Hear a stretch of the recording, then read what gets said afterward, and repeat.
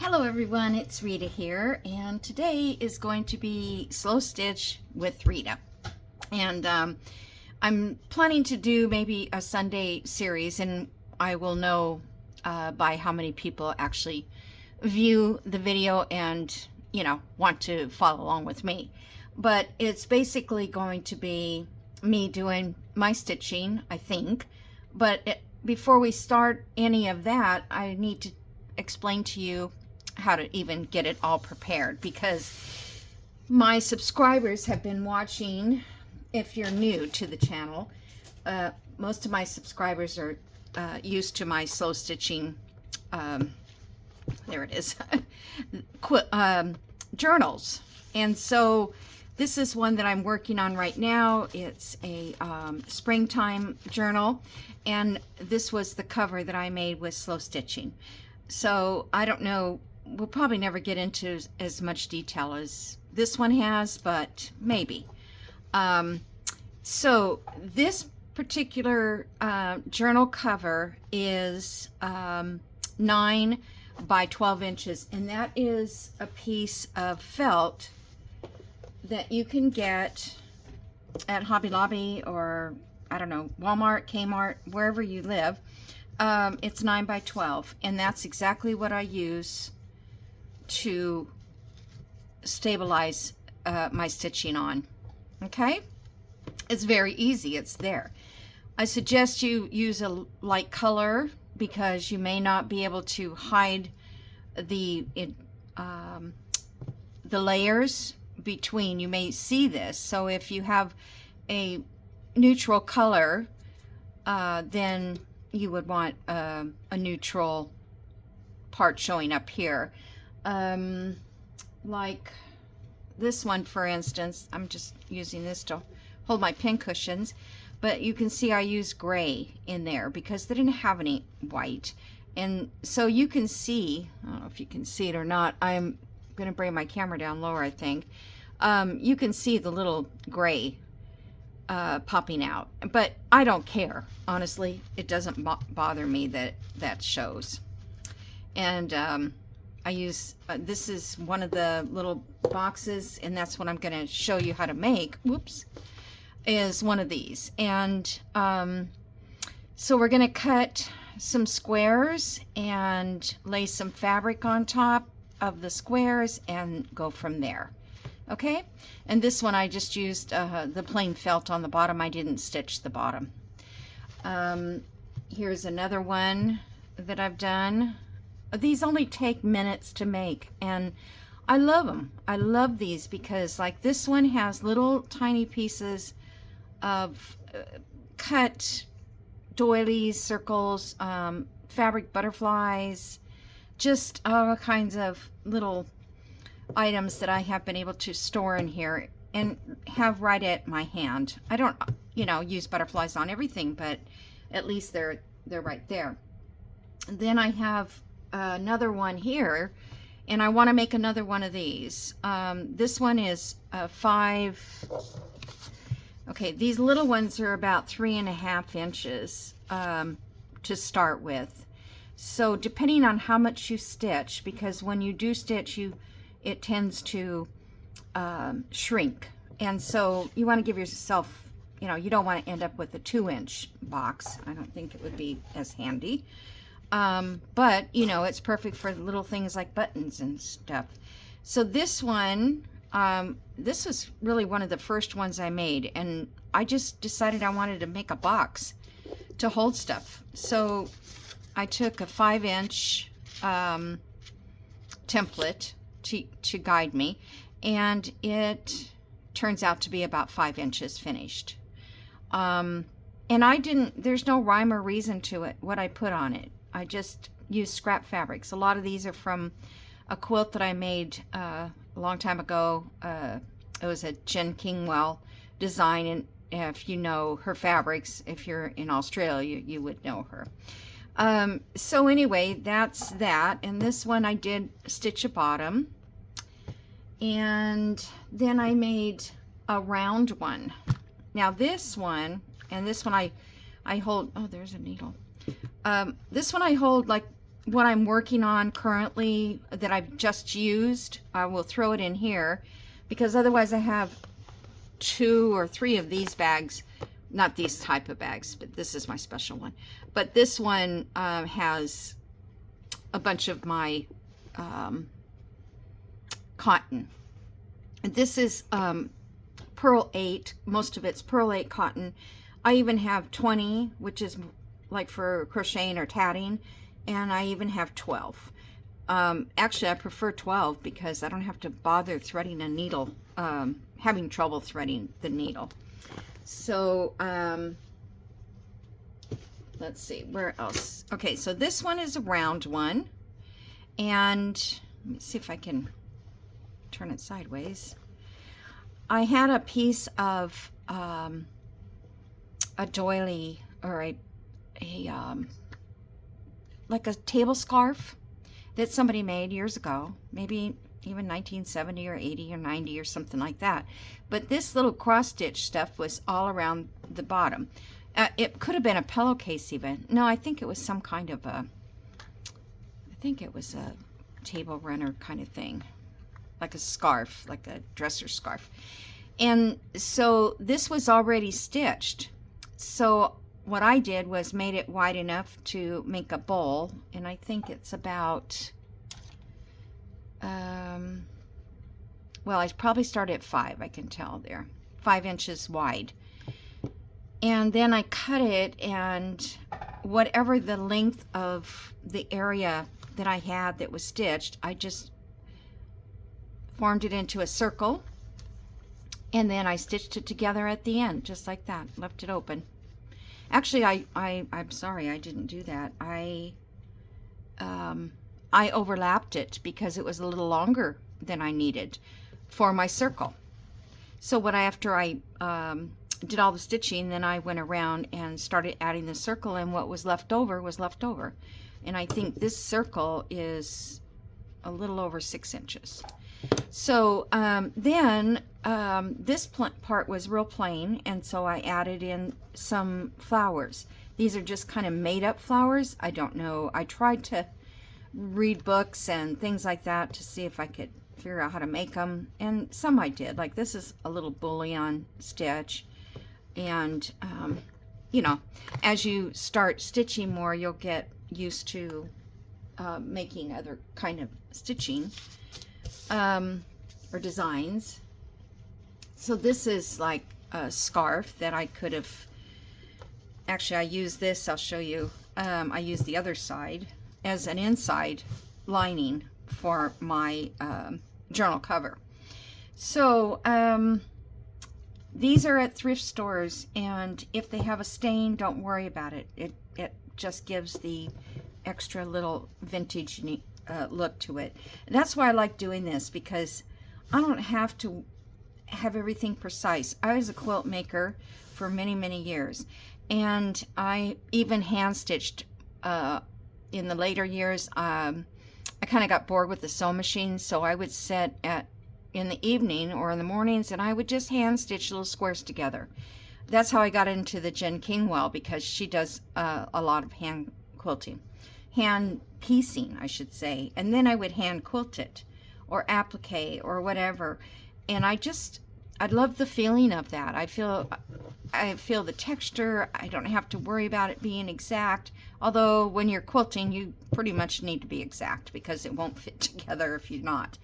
But still, it was just relaxing. I'm not going to say it's meditative. It's not, because I feel like it's not, because I want to know where I'm going to go, you know, and so that gives you a little bit of anxiousness, if that's a word. But these are great for backings. And then also here in this section, I can use this as one of my background layers in here when I'm doing slow stitching, but I'll show you. Okay, then let me see what else I've got here to explain. So inside your piece, you can use felt. You can use, this is, what is this called? fleece. This is just a regular fleece, and this is what I use to make my little padded envelopes with, project bags. And then this is just plain muslin. This one is white, and it's pretty tight muslin. And then, well, that you can't use that for the inside. This is for the outside. I'm sorry. I'm new to this, and I don't even know what I'm doing. So I just wanted to give you the options for the inside. This is just batting, quilt batting. It's lightweight cotton, 100%, and I believe it's Warm and Natural is the brand. And it's very thin, and it's easy to sew through. This was the big piece of felt that I don't know, I might have got this, I probably got this at a thrift store. And that's why I have so much, because I don't think I would have bought that much of it. So anyway, that's what you need for the inside. And then for your base, you can use like a muslin. You can use this. I just got it at a thrift store. It was, I don't know what kind of fabric it is. It might not even, it's maybe a curtain lining. It's very sheerish, but it can be used, because you want things that you can stitch through. So if you have, you know, fabric that you can, look at how easy that goes through. And you're going to put several layers, so, you know, it's not going to be a problem. You can also put flannel in the center. I've used things like this because I've used these pieces out here for something. I just got this one at the thrift store, and I don't know what kind of work this is, but this is really cool along this edge. You can use that. And then the inside, you can use that for a backing piece. Because I like to back my stitching because I don't want all those stitches to show through. I like putting knots everywhere and not have to worry about covering those up. So then you start collecting stuff, and if you're a journal maker like me or a quilter, you're going to have scraps of fabric, you're going to have lace, you're going to have all this. I mean, I have bags and bags. Here's a bag of lace and trim, and these are pieces that I have picked up at thrift stores over time. Most of them, a lot of them too, were given to me. A lot of them were given to me. And so, yeah, and I have pre-made yo-yos that I made when I was quilting. I just didn't throw anything away. Although I did give a lot of fabric away when I stopped actually quilting and start doing journaling. Here's another bag. Now these are just ones that are by my hand. This one I'm using for a Kawande quilt, which is a, oh, there's another template. It's a Kawande quilt, so you can look it up and see what that's all about.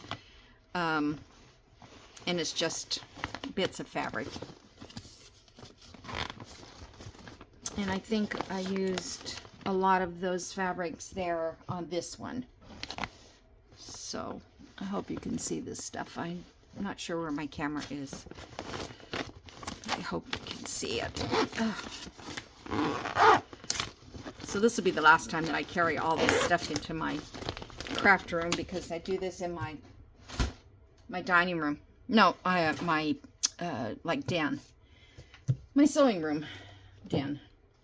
Then let me show you this one just real quick. Okay, here's a box. Now this is scraps. These are pieces that I found that are tiny, and these circles come in really handy if you did a lot of hexagon quilts like I did. You got these little squares, circles. just bits and pieces so that I can just save them because I might use them. Right? We might use them. And this one is the one I was currently working on. Oh, there's a couple in here. Here's some of the little motifs that a friend of mine gave me, and you know, she made these years and years and years ago. Her or mother, I'm not sure. But this is the kind of stuff you want to look for because they're great for slow stitching.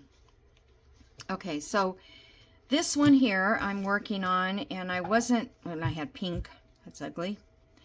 And I'm not really too happy with it. And for some reason, I feel like it's getting smaller. Let me see.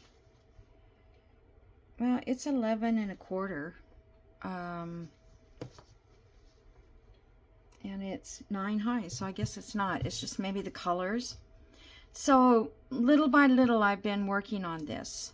And, you know, I may end up putting more a doily somewhere. I just feel like it needs a little more stitching.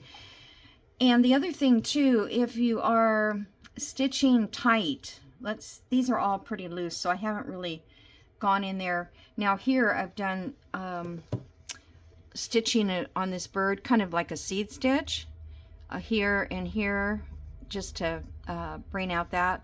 But I will probably end up stitching tighter and tighter as through here, through these pieces that I didn't even hardly stitch. So far, my stitching has just been basting.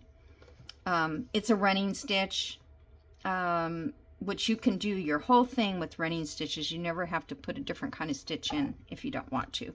And that's probably good to start. I think that's how I started, but I just wanted to get going and doing more.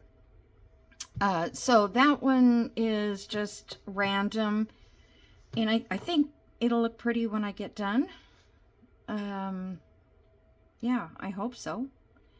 Anyway, and then this one, oh, I hated it when I finished it. This is, I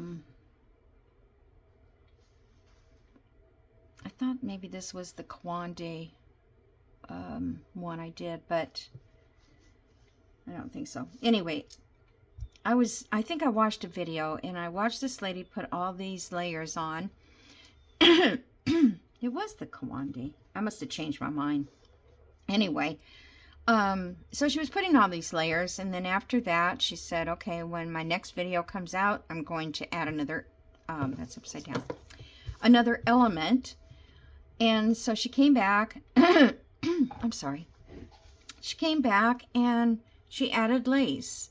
So, okay, well, that's pretty. And then she comes back, and she's going to add another element.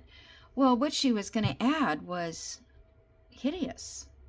I shouldn't say that, hideous, but for me, it wasn't going to enhance this at all.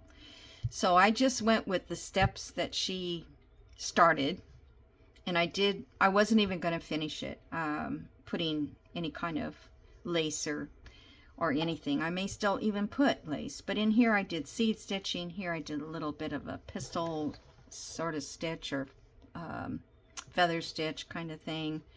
I just stitched the laces down, and then I went around this with the buttons, and I'm calling it done. So on the back, inside for the journal it'll be like this. That's the front. Isn't that pretty?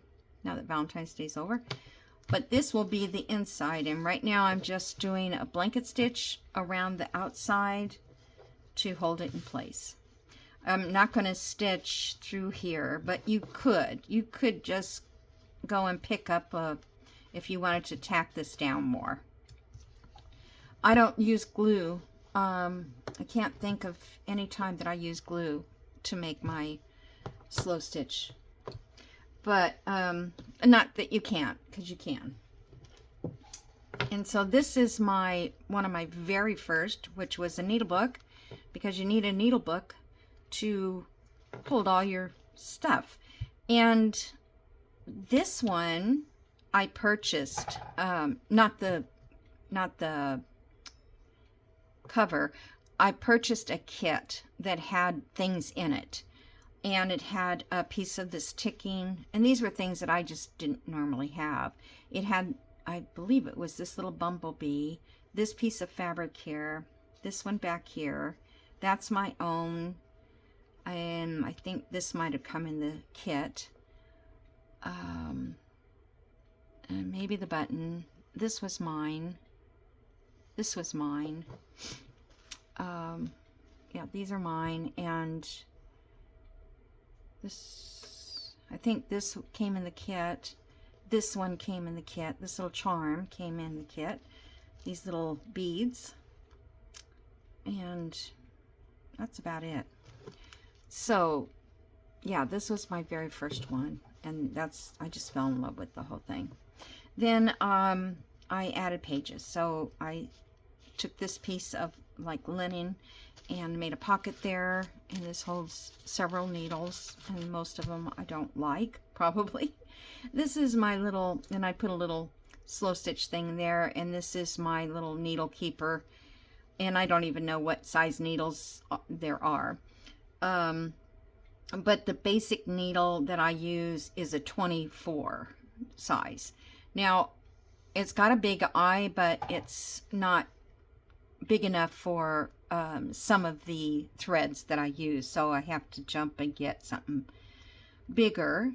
And this is a number 24 chenille, and I also have I don't know where it is, I might have those in a container, the long skinny ones, what do you call them? I can't think of it. They're like for French knots and stuff, because their thickness is the same at the top and the bottom. Then I just sewed on these little tabs. That's my little thread catcher when I first started. And then I have blank pages because I don't have anything to put on them. This one here I had, it's a magnet, and I was putting safety pins, and I'm too lazy to put them back. Now, that's the other thing I do, is I don't really use straight pins. I use more safety pins when I'm laying down my pieces. Anyway, that's where they're supposed to go. And then here I made a little, let's see what's in this one. Oh, the magnet holds my ripping tools. And then here are some scissors. These are the needles. There are milliner's needles, and they come in that little case. These are the chenille, number 24 chenille needles, and I get these from Primitive Gatherings, and I get these because I used to hand quilt, big stitch quilting with these needles, and they were perfect in size.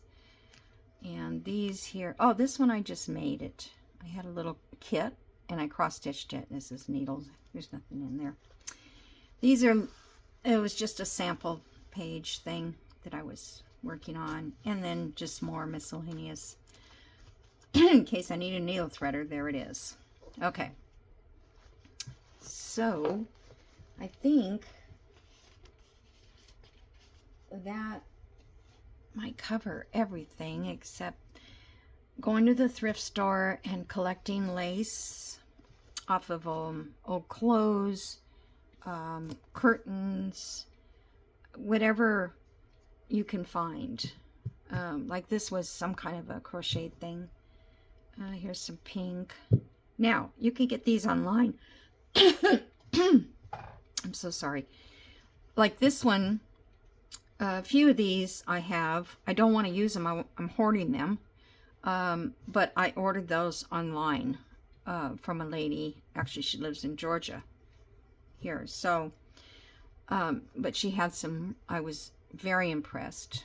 And if I can find her link, I will link it below. But I really loved the pieces that I got. There was several, I think 50 maybe pieces. And then again, you can go to thrift stores. Now this one here I just got yesterday or the day before, And I'm like, oh good, circles, because circles are like for slow stitching. It just adds so much character. So I just cut those out. Now that one's kind of an oblong circle, so that'll be cool. And then I'll sit and cut all of these out.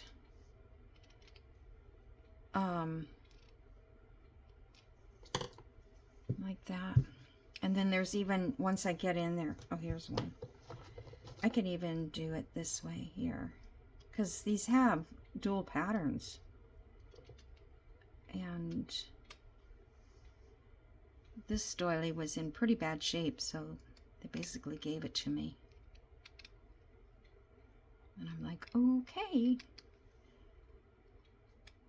Because collectors don't buy these kind. And there's not that many slow stitchers in the neighborhood.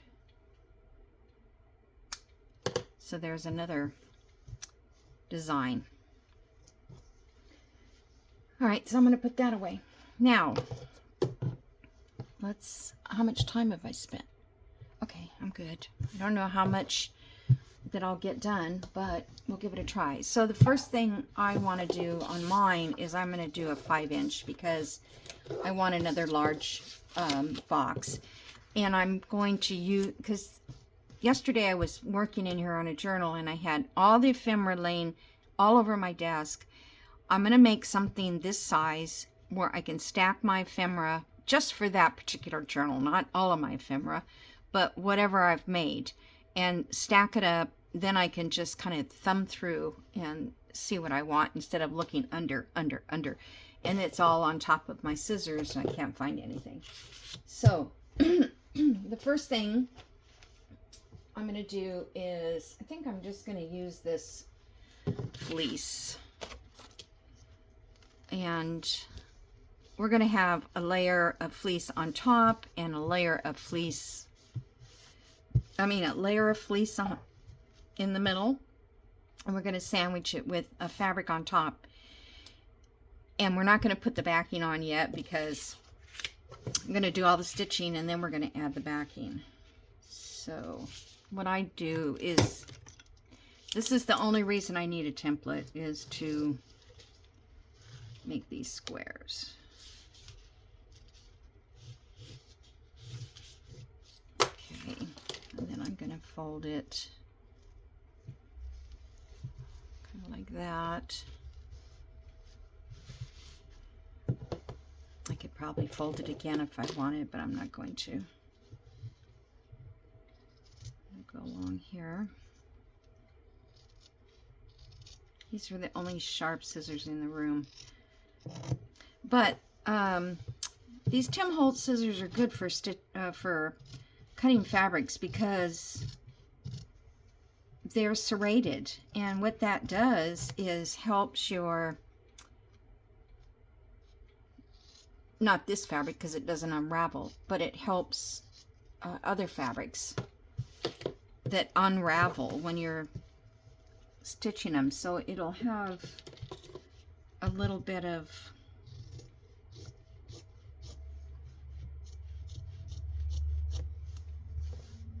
it'll help stabilize the edges of your pieces of fabric. Just doing a rough cut because it doesn't matter.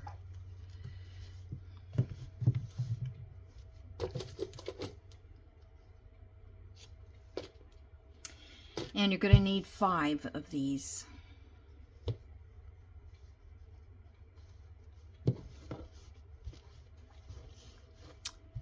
Oh, I don't like drawing these, but sometimes if I don't, then I'm going to end up with a completely different size in the end. Can you guys see me? I guess you can at this point.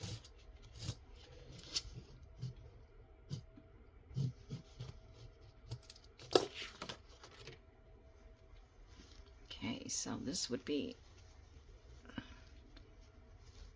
should have cut this down before I put it on my table.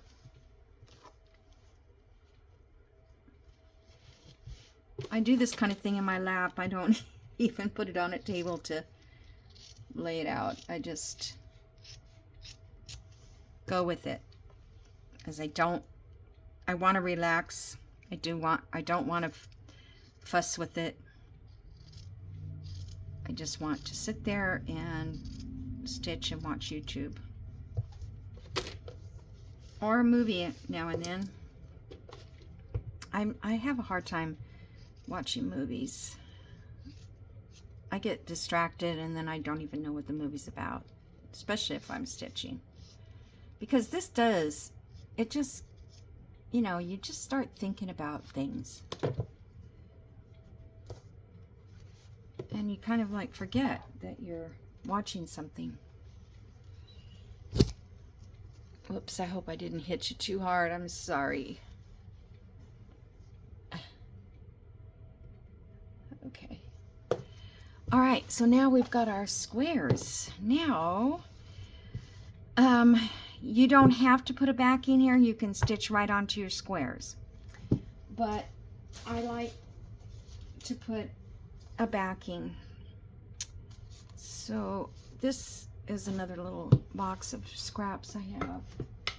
Let me see if I can't move this over a little more.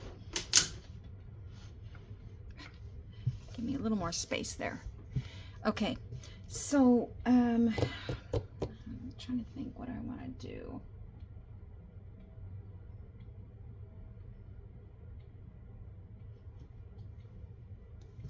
All right, I think I'm going to put a scrap of fabric on it, the whole thing. And this won't take, if this rips, it'll be great. I don't know if it's going to rip. Like cotton rips, but linen might not. I don't know how many yards are here. There's a lot.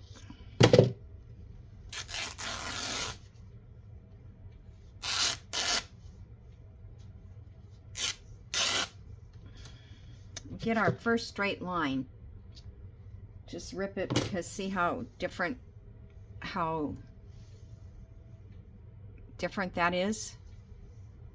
And if you don't start with the straight line, you're not going to end up with a straight line. So then go back, and I'm going to cut this 5 inches. Let me just snip it here.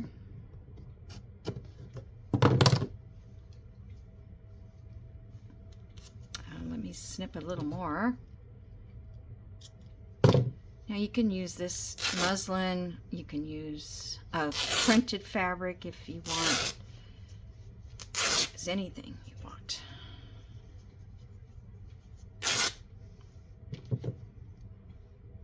And I do remember when I first started quilting, or anything really, to be real thrifty with my, you know, with my fabric. I didn't want to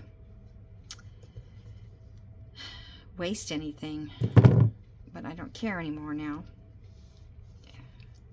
because I can just go get it somewhere else, something that will work. Oh my gosh.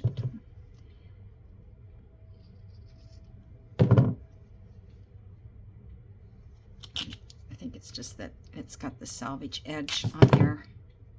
You might want to keep something like that. You could always stitch it on.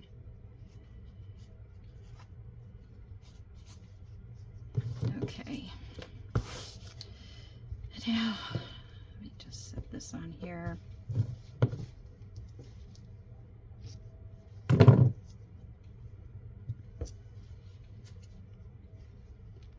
Oh my goodness. It ripped earlier. I must be ripping the wrong direction now. That happens. I'm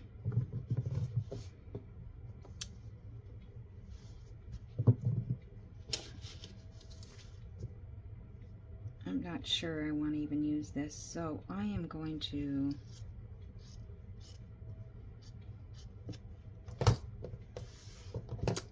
I guess it would be okay to use if I cut it. We'll see how much it unravels. But I like the unraveled look too. Yeah, it will, but not as much by ripping.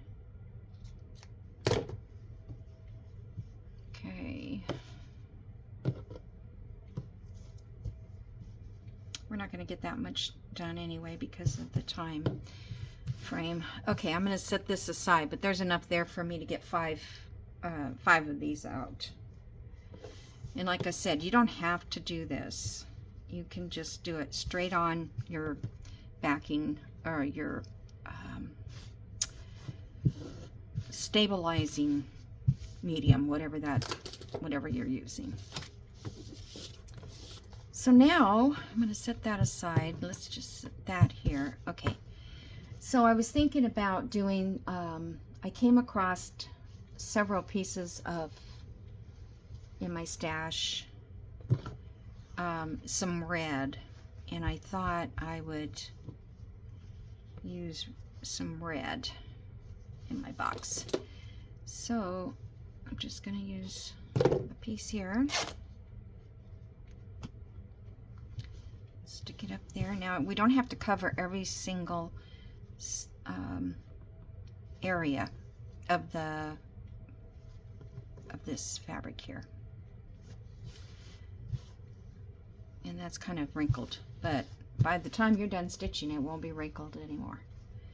So we've got a piece here maybe. And I try to start off with, say, 3 fabric pieces for these boxes. For my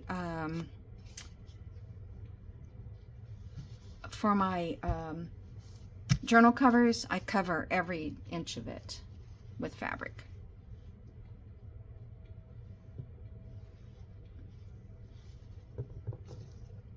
That one's not too bad.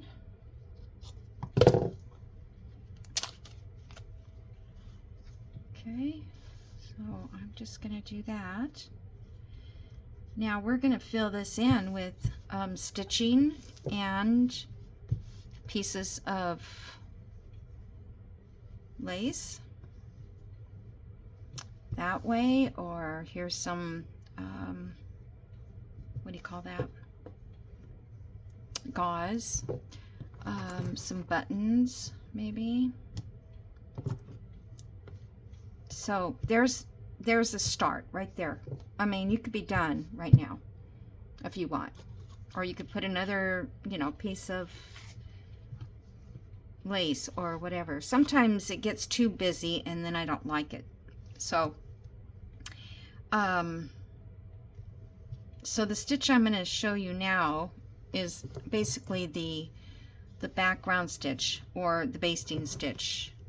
And I'm just going to use this is Pearl Cotton 12. It's DMC and it's ecru probably. So, and this is a 12 weight. Hopefully I can get this through here. Okay. Do I want to use this or do I want to use red? I think I'm just going to use this. So on this particular one, I'm just going to do some basting stitches, which I don't do it all the time, especially on something small. Now this is where my safety pins come in, because if I pick that up, it's going to fall. But I don't like straight pins sticking my hands everywhere. And this is that I've come up with since I started to quilt. We used to baste our machine quilts down with safety pins, but I use it for my hand stitching too, my quilting. Okay, so now I'm going to just come up here behind, and you're going to make a tiny stitch on the top and then go over 1/4 of an inch, 1/2 inch, it doesn't matter. So I'm just going to do it kind of like a running stitch, because these little stitches, I don't know if I'll have to take them out or not. They might not even show.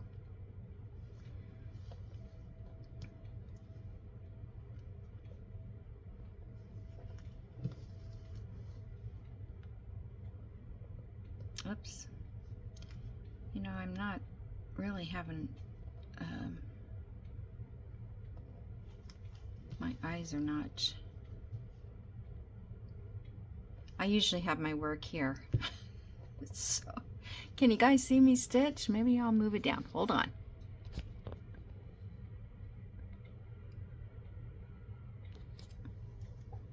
Okay, is that better? Or did my camera just get wider? It looks the same to me.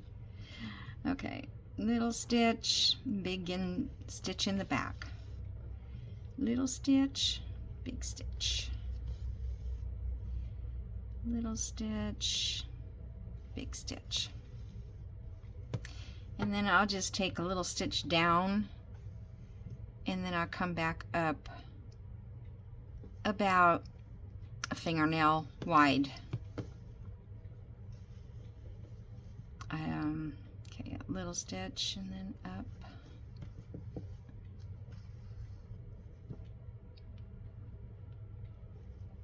So you take the big stitches on the back side. That way you don't have to take them out. And I know some people, I've seen people who like to do this because it gives kind of a puckery texture,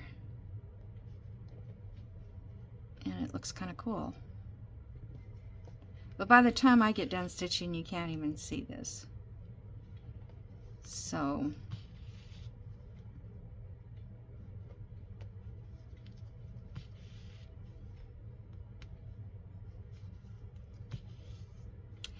I guess I wasn't really thinking about this part. Whoops, I'm getting too wide, but that's okay too. In other words, I'm not going straight because I can't. I got over that really quick, having to worry about that. I mean, I got to one point where I was drawing lines on here with a friction pen, so I could get them straight. And whoops, needle came unthreaded. Okay, I'll just go back into the back. See how it looks there? Okay, I'm back. I'm sorry about that little blooper at the right before this. I thought the camera stopped. The battery died because when I looked up to pause the camera, it was all black. So I thought, I'm like, oh no, how much did I get filmed? But actually it was filming and I thought it was off. So I was waiting for my camera or my phone to recharge. So while I did that, I finished doing the little bit of basting stitches that I was doing on this one. And then I got to playing around and I decided to start adding things to the other 4 sides. So as I was working on it, I had the red and the tans, or the off-whites, the coffee colored look.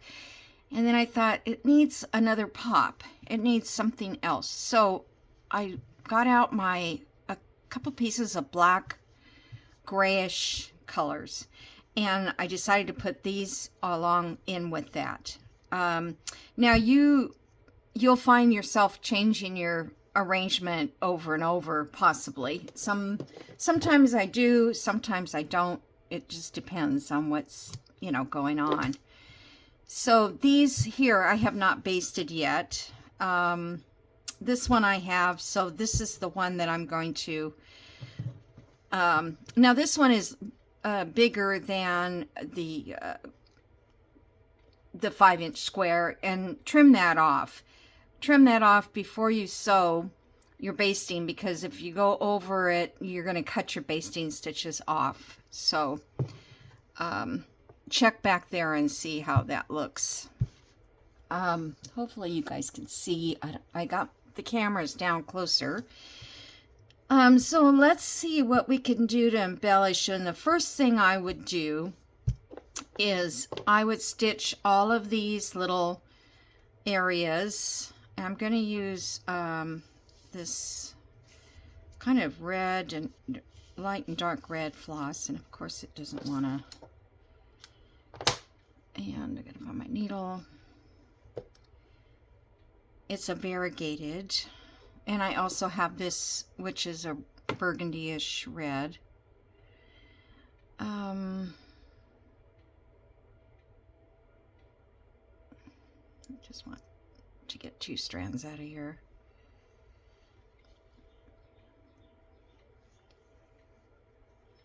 I usually take one strand at a time, not divide it like that because it gets all tangled up. I think 2 strands will be enough. Okay, if you haven't seen how I do this needle, I just wrap the thread over the top of the needle and pinch it as hard as I can right there. And then all you're going to see, I don't know if you can see it or not, but is that little dot right there. Then I take my needle and slide it down it, and then it's threaded. Instead of trying to find the hole. This is a little too long to stitch with. I'm going to cut it down a little bit. And then the knot, just take your needle, you thread to the back of the needle and between your index finger, and then just go around it 2 or 3 times, slide it down, knot it, leave it, pinch it tight so that when you come down, you'll have a knot at the end. Okay, so this one I had not basted down, so I'm going to stitch this. You know, I don't think I'm going to have enough time in this video, but let me try to get this part here. So now I'm just going to do a running stitch, or it's called a barrow stitch, a barrel stitch, which is a Japanese stitch that is used for mending clothing. And it doesn't matter how big or small you make these stitches.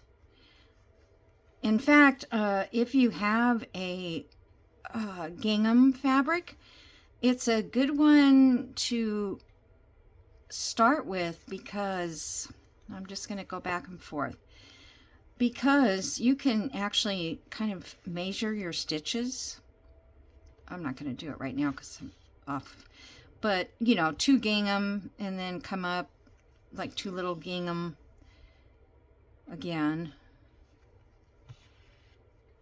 and then you can get a rhythm.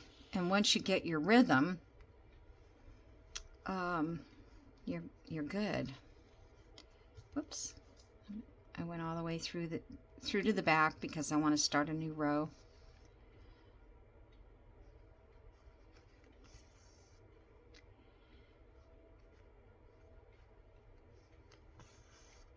Yeah, I think I only have about 15 minutes. I mean, I could stay longer. I don't know how long it would take to upload. And then I'm thinking, as I was waiting for, when I do my most thinking when I'm stitching, I forgot what I was going to say about it. Oh, to come back like a week from now and the next Sunday. I don't know, you guys might not want to wait that long, but now I can just go down into this to the back, and I can come up over here since I have thread left. And that's what I do. If I have any thread left, I will come and do some kind of stitch. It doesn't matter what color. If I change colors, this one is going to be pretty basic, but I usually have, you know, 3, 4, 5, 6 colors in one design. So I'm just going to go down this little bit of design here, because you kind of really want to tack these pieces down, even though you've basted them down, and really you just want them to look stitched, you know. And sometimes it's hard to stitch through. Sometimes the I won't go that far down.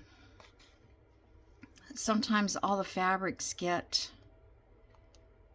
pretty hard to stitch through, and you may need a little piece of like a rubber. I use what is used for quilting. It's like a little round circle, which I don't have one handy, of rubber, about 1 inch, and it grabs your needle when you come up. So there's that. It doesn't matter where we are now, if it's upside down or not, but I have a little thread left, but not that much. So I'm just going to go back here and make 3 stitches right next to that. You can go in and out too, like this, instead of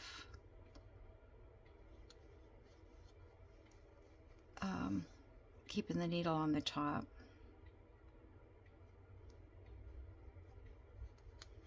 You can go any old way you want. A lot of times I just forget what I'm doing. Okay, to end it off, you put a knot in the back. You can do like this, go inside the loop and pull it tight, and then I usually do 2 when I do that.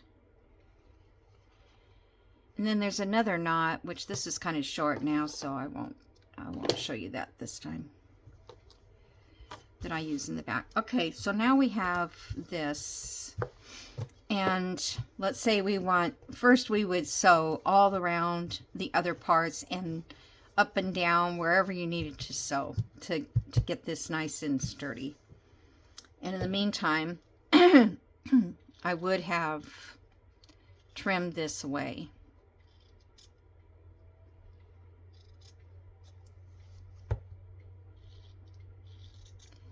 And you will see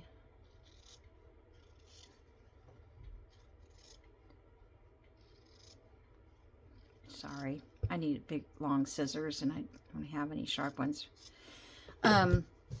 You will see your block sort of get distorted. I don't know if I can show you how it looks. But see, this corner here looks a little longer than this side. As you stitch, the more you stitch, the more it will come back into shape. I don't know how it works, but because I'm like, oh man, if I have to trim that, I'm going to have to cut through my stitches. But you don't. You just keep stitching until it comes back to its original shape. I don't know. It doesn't make sense, but that's what I do.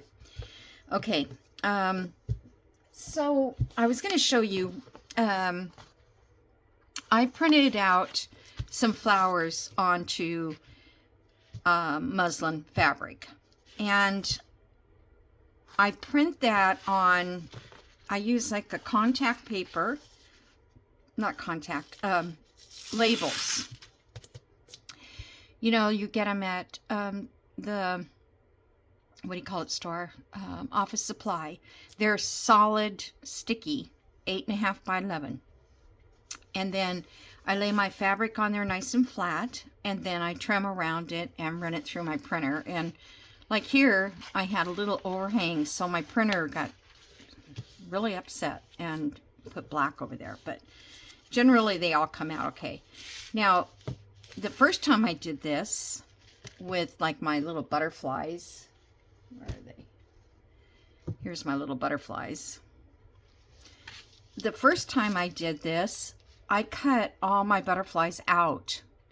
Then I ripped the plastic or the sticky off. That does not work, because what happens is it unravels all of your little edges. And you don't want that at this point because you need enough fabric to stitch it on. I'll show you what I'm just talking about. Anyway, so the best thing to do is remove it from your sticky paper, which you can save and actually probably stick another sheet on there and do it again. Okay, so now we have these flowers. So then I will cut them out. This way, if you're like me, a journal maker, how many flowers do we have in our digital kits? And it's great. Flowers or butterflies or birds. I've cut out, you know, I've printed out all kinds of stuff. All right, so I'm going to trim around this, but I'm not going, I'm going to leave at least 1/8 of an inch around my flower, if I can, because we're going to stitch this on. And if you don't have a place to get your needle far enough away from the edge, it will start unraveling. So I am freezing. You know, yesterday was, I think it was yesterday, it was beautiful out. Just gorgeous. I even have those little, they're not daffodils, but they look like miniature daffodils. Forgot what they call them. Coming up in the yard, and I'm like, oh, spring is coming. And then the high today is only like, I don't know, 38 or something, or I don't know. Anyway, still cold. Okay, so now I was working on this one. Now I can take like this flower and just lay it like so. I can stitch it there. I could stitch it here. I could stitch. So I just lay it on and see what looks best.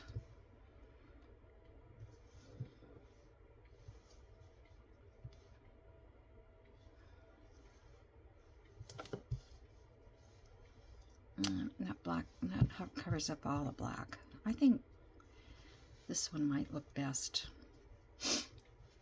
So I'm going to safety pin this down. And what I usually do is I don't figure out right away what I'm going to do.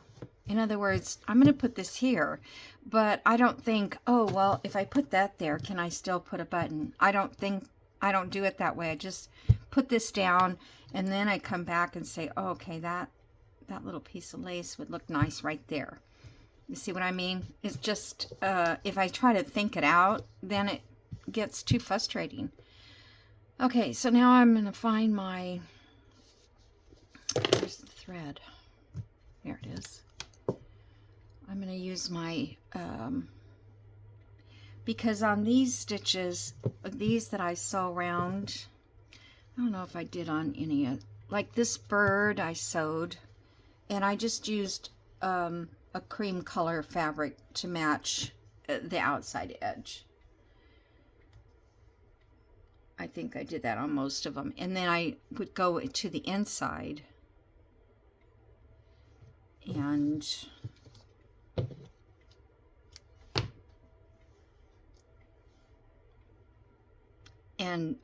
do embellishing in the flower itself, probably.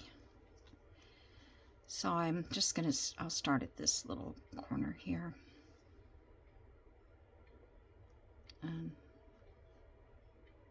So see, you want to be able to go in far enough that you aren't going to shred the edge.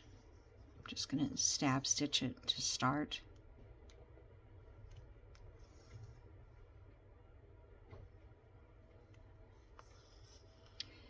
I mean, if you wanted to, you could put this on fusible, but I think I used some other paper one time, and it had like a fusible behind it. It's paper that you buy that's made to print on, fabric, I mean, that you can print on. And my hands are a little bit chilly.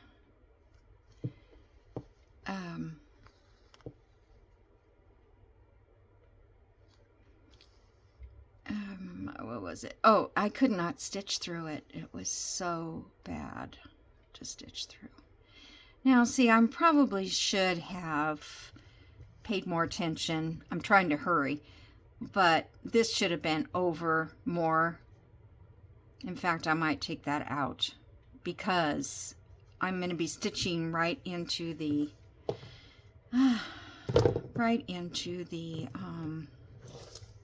edge.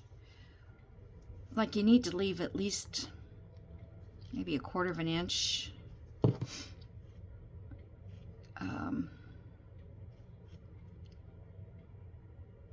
And then removing the stitches is also relaxing.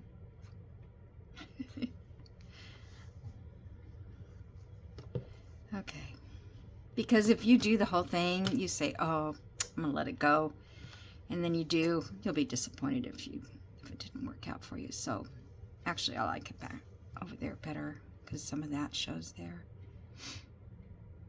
Let's do it right there.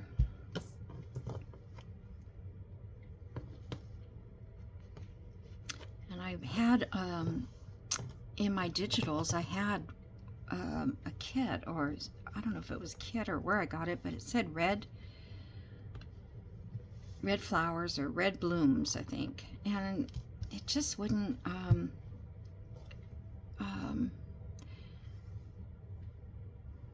my computer wouldn't let me print it. It said that file was, they were unable to use that file, so I have no idea why.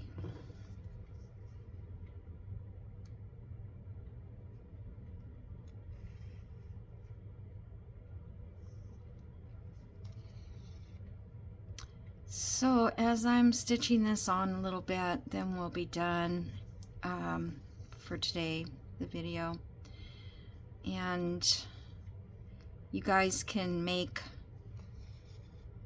as many little, 5-inch squares as you want, or 3-inch, whatever size you want to do between now and the next video. And then because I don't even know if I have time to get these sewn together with the things I'm doing right now, so I'd rather just come back. Yeah, maybe I will get them sewed, I don't know, because I wanted to get to how to stitch them all together to make the box.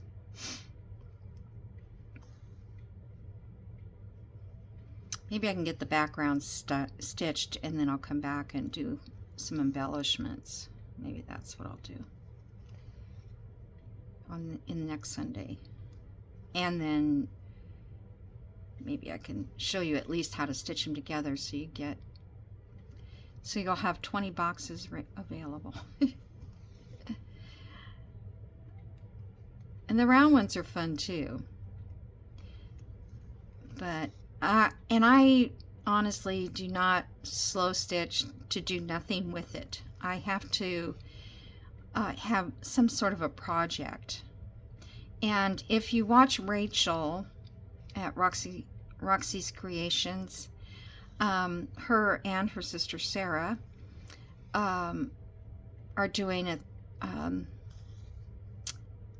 a video each month, and this month is each week they'll be doing, or is it the whole year? I think it's the whole year. They're doing projects, not just a color scheme or, you know, that kind of thing. So far they had to make a pouch, which is what you could make with that 9 by 12. That makes a great pouch size. But at least you've got something when you're done. And that's what I want to do, because I don't want to just stitch and do nothing with it. I want it to become something. Another lady did a pin cushion on her arm, like a cuff. And I think Rachel did a cuff, which is like a bracelet. It's very cute. I mean, I don't know that I would wear it, but it is cute. So I guess I have to stop and take out a pin, so maybe I'll just stop here. Now, I didn't go really, really small, these stitches. I went, you know, they're like 1/8 of an inch apart. You can do really, really small ones. You could do all the way around and come back and stitch in between those stitches, or something like that. But I think that's going to be it for today, because I'm out of time. So I hope you guys enjoyed this. It was a little different for me, and next time I won't have to get everything out and bring it in here. I couldn't do this in my room because I have no place to set up a camera. I don't do it at a table. I do it in my lap.